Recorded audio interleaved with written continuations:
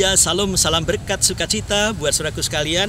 Berkat yang luar biasa tentunya harus kita terima. Kenapa saudaraku sekalian? Ya, berkat tahun baru nanti itu harus kita terima dengan ucapan syukur yang penuh, yang full begitu ya saudara.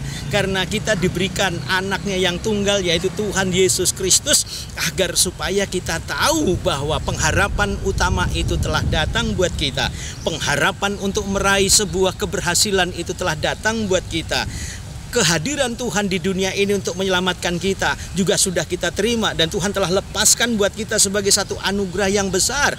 Maka saya teringat dalam kitab Lukas pasal 1 ayat 32 dikatakan demikian, ia akan menjadi besar dan akan disebut Anak Allah yang Maha Tinggi, dan Tuhan Allah akan mengaruniakan kepadanya tahta Daud bapa leluhurnya.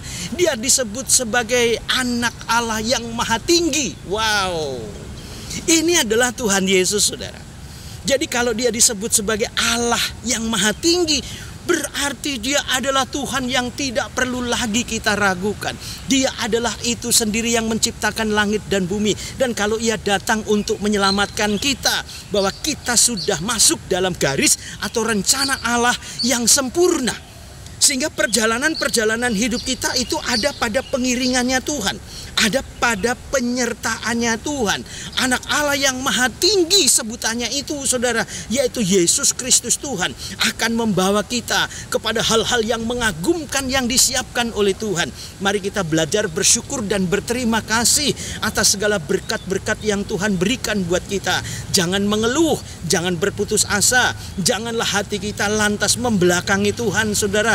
Hanya karena persoalan yang kecil kita mengeluh, karena persoalan yang kecil itu akan membuat kita terpisah dan keluar dari jalurnya Allah yang sempurna. Hati-hati saudara, karena itu berbahaya.